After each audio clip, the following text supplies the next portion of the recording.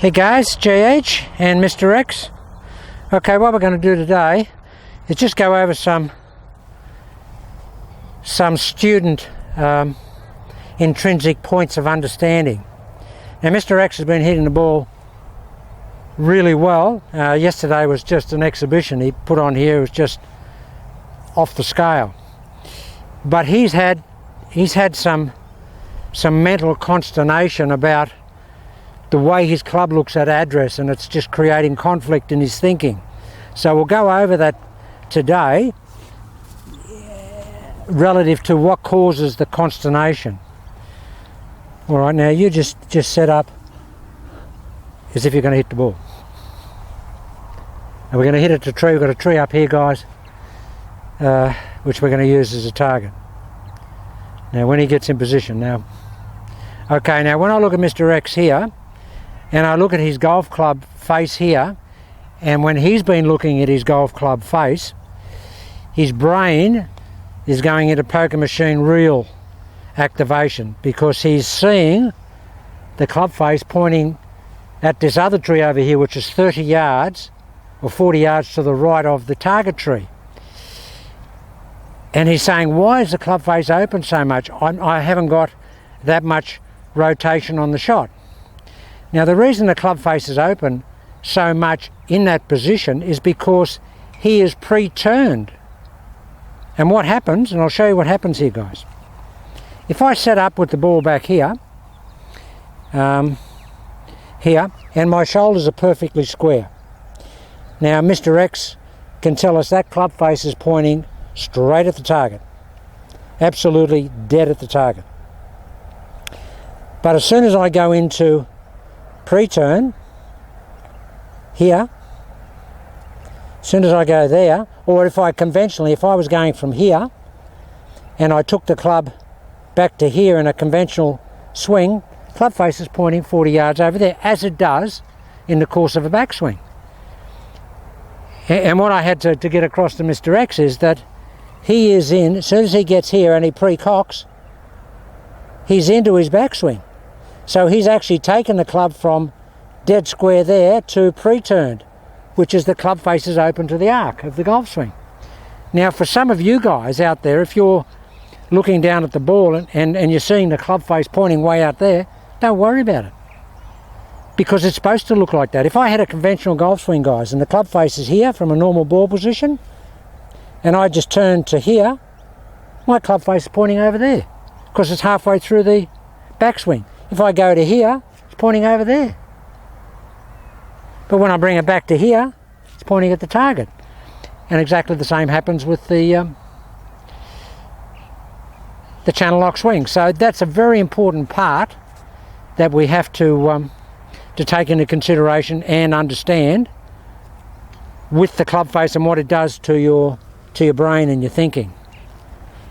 And I think I've cleared that up with Mr. X. Now the other thing that Mr. X came up with yesterday when he was putting on his his exhibition was that he said that he just felt that it was all lead arm. He was just going lead arm, and the shoulders weren't turning at all. They were doing nothing. Just lead arm, and the shoulders were actually staying like this, and the arms were just moving away or in front of the shoulders, but there was no intention of returning the shoulders. No intention of returning the shoulders. Or just moving the shoulders. Even though they will move after you've impacted, but you don't want to feel like they ever move in the golf swing. And he was hitting it unbelievably. Now, one other thing that he was getting a little bit of a problem with, everything else was great, but he was losing the thought process where once we've turned to here, guys, in this golf swing, because we're swinging beside the body, we have to always have the mental thinking process that the club is never going towards the target. It's going towards the ball here, towards the ball beside the body. Now he was getting here going okay, but then he was just letting the club take over a little bit and go towards the target and getting a little bit of a drag. But as soon as we corrected that, he was right. So you're feeling very much left hand dominant in this golf swing. It just feels a left hand only swing to me. Yeah. An initial start is the left hand. Left hand, not the shoulder? Well, the shoulder's not moving for me. Okay. Well, as a feeling. As a feeling. It's so what winds your shoulder up is the movement of your arm. movement of the arm pulls the shoulder back. Okay. So it's very much lead hand orientated takeaway.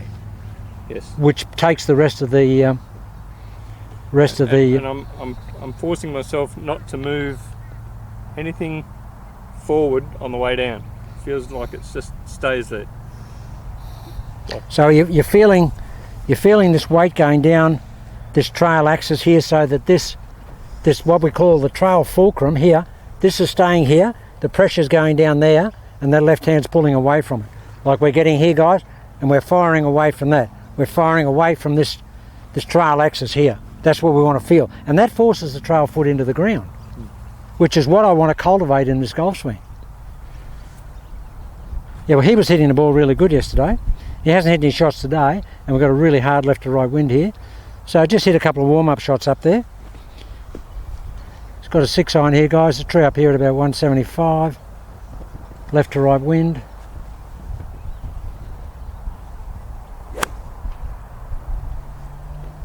Now it's the first hit of the day. It's hit that about 4 yards to the right of the trunk of the tree. And that was a dead cold, no practice swing shot. Okay, come back here, have a look at your target and get into position. Go through everything. How do you take your address? His address is entirely different to mine. What I do, I've got an entirely different process, as you guys know. I always take my grip on my lead hand here.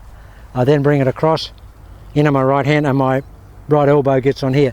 Now the other thing we've got him doing today, because he's had his right arm just too far away, which creates a bit of arc.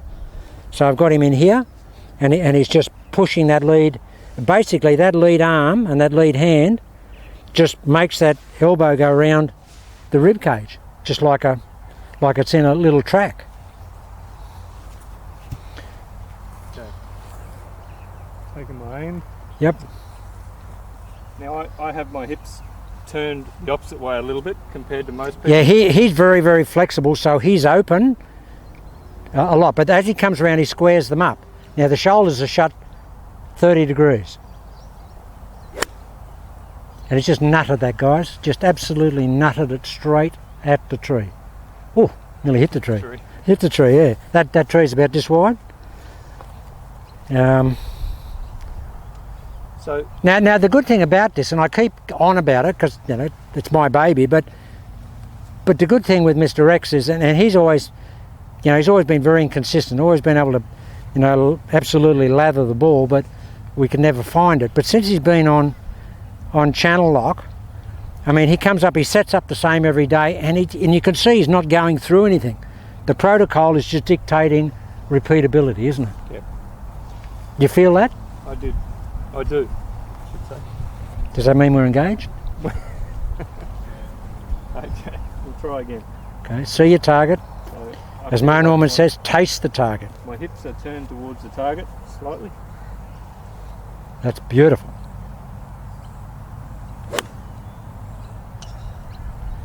It's pretty good. Now just give yourself a little bit of, what I like to see you do just to help your setup. So just like to see you take one more glance at the target before you take it back, and that will actually slow you down. Because the critical mass of this golf swing, guys, is a very, very consistent, deliberate backswing. Have a look at that target one more time. That's good. I like that. See the difference there, guys? See the difference it makes to his process, because he's interrupted the anxiousness and the get on with the backswing. It's actually killed it. He's broken the circuit. So he has to re-establish that. Yeah, just okay. See the monitor? Yeah. Now really focus in on this. Hole in one. See it? Yeah, now he's quite open with his hips here, but as soon as he back loads, he comes around and his hips are now pointing here. His hips are now pointing to the right.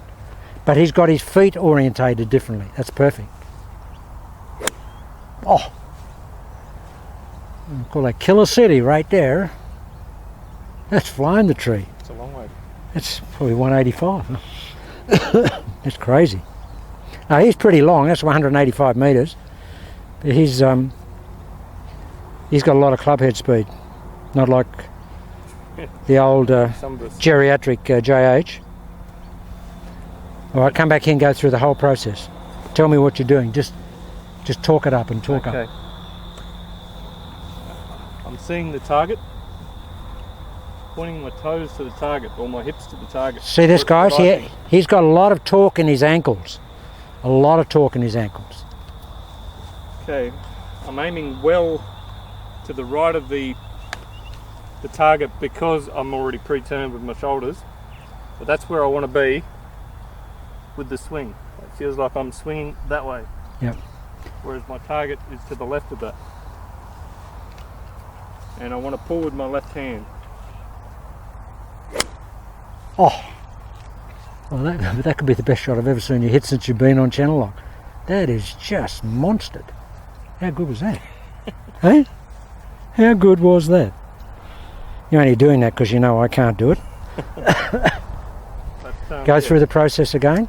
Okay. Now, guys, he's very flexible in all his joints. He's, he actually hyperextends a lot of stuff. Now, because you watch his feet, he gets in here, his feet are turned like that.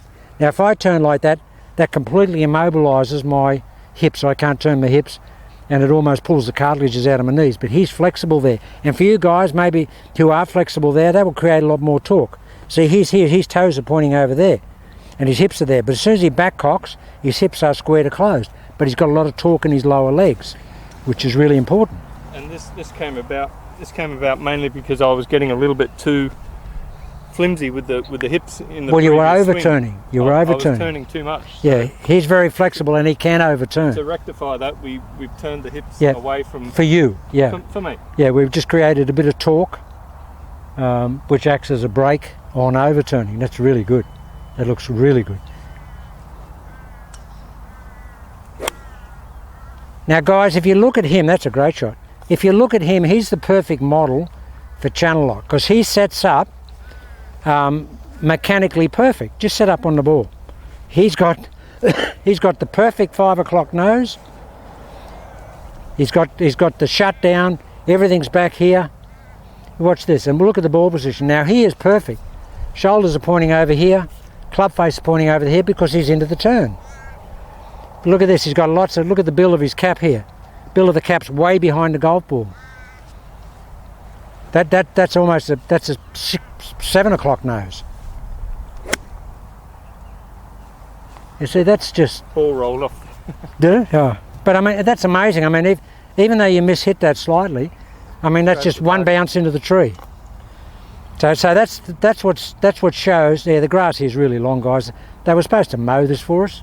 I don't know where the guy. He had the tractor, brought it over. He said, "Yeah, where do you want it?" I said, "Here," and he's gone, disappeared. Never mind. Okay, go through the process. Okay. So how are you feeling with that trail arm close to the body? We'll change our target slightly. All right, go to the 240. Okay. Trail arm feels a little bit more on my body. Yep. Compared to what I'm used to. Okay.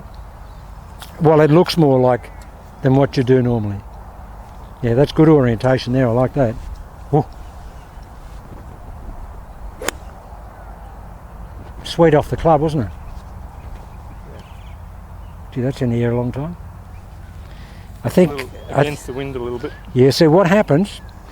I think when you're going to change target, you really got to come back here because you're actually aimed a bit left because you didn't come back here and orientate. I do have that problem with my aiming a little bit. Well, everybody does because they don't orientate. When you change target, now we've gone, probably 50 degrees around over here, and we've gone probably 80 yards difference in targeting. So you've got to come back here and align the eyes up. That shot was perfect, but you were just aimed there. Yeah. Nothing wrong with the shot. You were just aimed there. Remember, you've got to really be into out.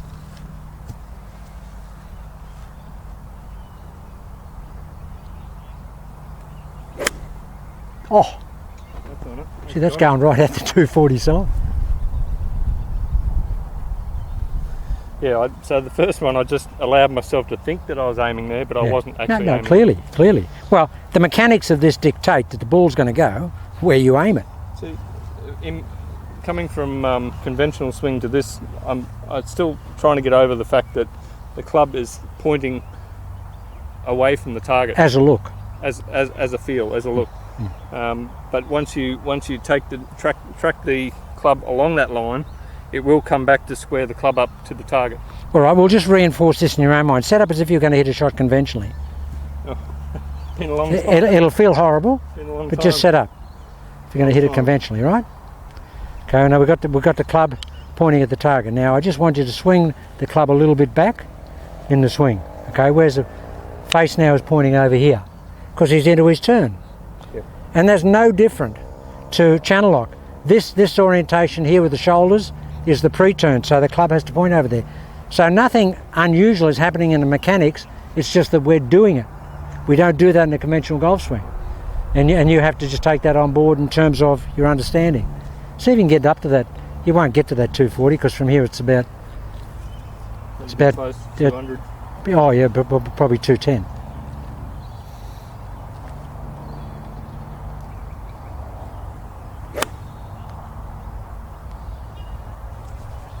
About 190. Yeah, just a little bit. Yeah, but Bit bottom groove. yeah, what I can see there is that really didn't have enough left hand. I mean, it's still gone dead straight, but it was about second groove. And if you were standing up there seeing that ball coming in, you wouldn't know it was off the second groove. Yeah, and there's just not enough pull Left. to get the into out. You really got to get that pull. And where are you feeling the pull emanating from in what part of the hand? The bottom, The butt pad, the bottom heel pad, heel pad, and these fingers. and probably the first two. Yeah, and I feel it here. I feel it Okay. just underneath in the wrist there too. Okay. Just line this up a bit better. Okay, now really try and nail this. Then we'll just hit a couple of drivers.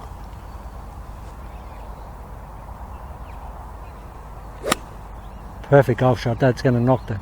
Wow. That's 3 in a row. Wow. See, that's about 210, guys. That's ridiculous. That's like You a want to sell these clubs? that's These are John's clubs. a hybrid for me. Will I go and get the driver? Yeah, yeah. Do you want to hit Elkington's hit- club? Yeah. We got one of Steve Elkington's old super fast burners. We think it's the best head ever of all time. It just goes like a rocket. You only got one tee. I'll get another tee.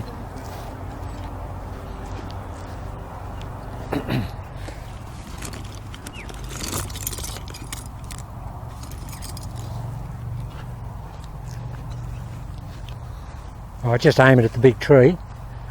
To fly the tree's about 235 metres. You'll take pictures of that going by. But that tree's 40 feet high. That's still okay with the camera? Yeah, that looks all right. Yeah, just let me have a look.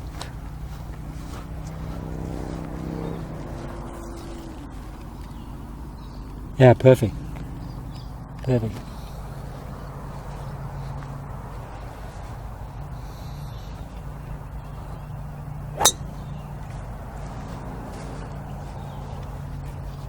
A lot of club on that.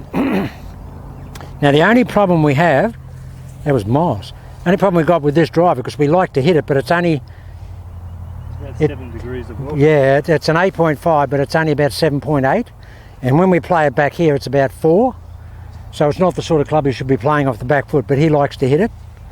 And he's got a lot of speed, so he can get a bit of spin on it. I can't get it up in the air off the back foot. I actually place it a little bit further forward. A little these bit, days. okay.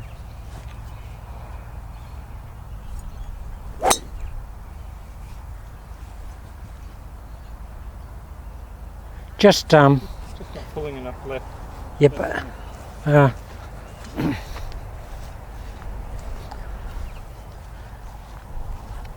Just try this other driver. It's got more loft on it. Did you have another tee? But I mean, the good thing about that with Mr. X, And he just hits a really hard power draw, which just turns over a little bit, but it's still going to be just left side of the fairway, but it doesn't start far enough right, and that's the loft on that club doing that. This club's got about 10. Yeah, close to 10,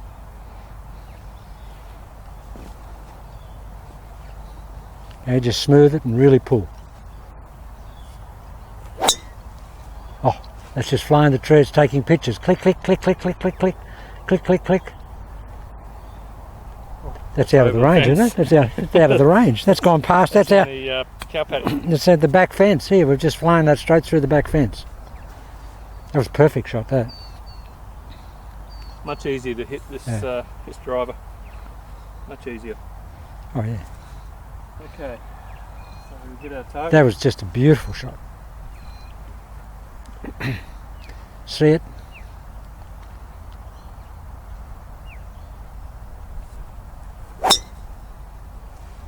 Look at this. Tell you when it comes down. Now. Oh, that's one bounce through the fence. That's one bounce through the fence, and that back fence from here is about 275 metres. That's one bounce through the back fence. So that for me is about a drive and a 5-iron. with the driver, it feels to me like I've got to pull harder with the left. Well, you have to. Left side. And don't ever get double crossed by the golf club being longer that you reached for it. You don't want to reach for it. As soon as you reach for it, you'll arc it. Now just smooth it. And what I'll do is I'll get you to hit one this way so people can see what you're doing through the ball. So you don't like that camera? Yeah, that could be a $2,000 driver.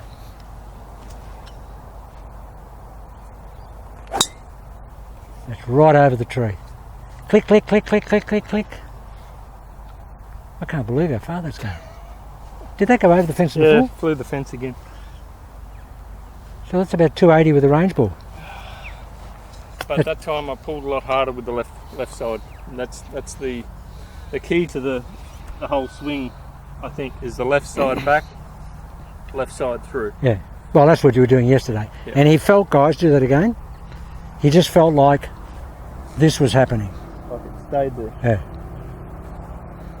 And if you can hit a couple of shots, get some irons and hit those, which I call control blocks, you'll get the feeling. Now, when you swing in a full manner, that won't happen because the velocity will make you unload the shoulders. Okay, just last shot and then we'll hit one over the camera.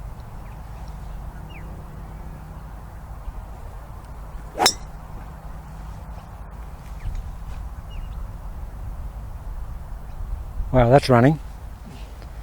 Okay, we'll hit one this way. Just go back a little bit. I'll just get you in frame and just hit a couple over the camera. Now, the one thing we've got to work on with Mr. X, which in his old swing, he always had what we call the dipsy doodle sit down. He always had that, and he's still got that in this swing. What I want him to do going forward is to cultivate pushing down and straightening that leg a bit when he hits it, so he's here. But we can't do everything overnight. He's just hitting the ball great, but I don't want to just completely restructure him. Yeah, just hit one anywhere out there. Just let me have a look at you.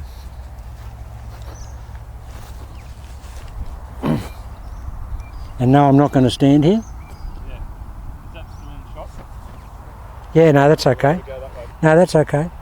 I'll just. Yeah, that's all right.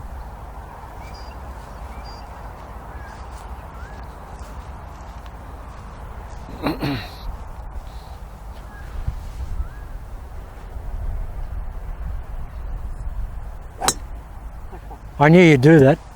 He was terrified about hitting the camera, weren't you? The boss's camera there. You had the camera's right in front of him. I knew he was going to do it. I just knew you were going to do it because as soon as you said, "There goes your camera," I knew you were going to do it. I knew you were going to do that. So, yeah, well, just aim To the left of the camera. or 50 yards right of the camera, as long as we're just on. Yep. But I knew that was going to happen. I'm a behavioural scientist, guys, and as soon as I get that type of indicator, I know what was going to happen. I knew that was going to happen. And of course, it's daunting. You stand here and the lens of the camera's looking, and it's only Right at me. 7 yards away. That's perfect. You're miles right. There you go, that's on the freeway. Holy cow. Woo! That's in the truck checking station. It's about 450 to there. I could see your camera in the corner of my eye. Even on that swing. No, in the first one. That was a fantastic shot. There you go. Just shows to go. Not everyone's perfect. No, but I mean, you talked yourself into it. But even when I hit some shots here, when I look at that camera, there's always a propensity in the brain. Just come back here a bit. There's always a propensity in the brain to think, I've only got to top this and it goes straight through. Remember Bobby Jones did that? That movie camera that he just hit the wood straight into it, the lens, and broke it. Just hit one towards the cows here. That way, yeah. If it had been my camera, it wouldn't have mattered. Yeah. No, that's great to see that. I mean, mate, this is what this game does to it. You program something in your head, and there it is. Wow, that's long. Oh, there's no cows up there. No cows up there. Chip beef. Eh? Chip beef. Wow. That's flying that last green tree. See the big green tree? Yeah, that flew it over the top of was it. Going miles. But this one that went this way, that's the best hit. Yeah, well, I mean, there's a truck checking station down here on the freeway. It's probably about 350. And I reckon that was only about 50 yards away from Some it. bloke's probably checking himself. Yeah. Got an extra ball. Yeah. He's probably saying, how do I pull into a truck station and end up with a broken windscreen? No, I didn't go that far, but it was long. Okay, just last shot of the day. Last shot. We'll go over that tree again. Okay. Just see it. See the tree. Come back here and see the tree. You see nothing but tree. There's nothing out there. Nothing but camera. No, don't talk about the camera. Well, the camera's not in. Camera's off. No, it's a long way away. The camera's off 10, 12 feet to the right.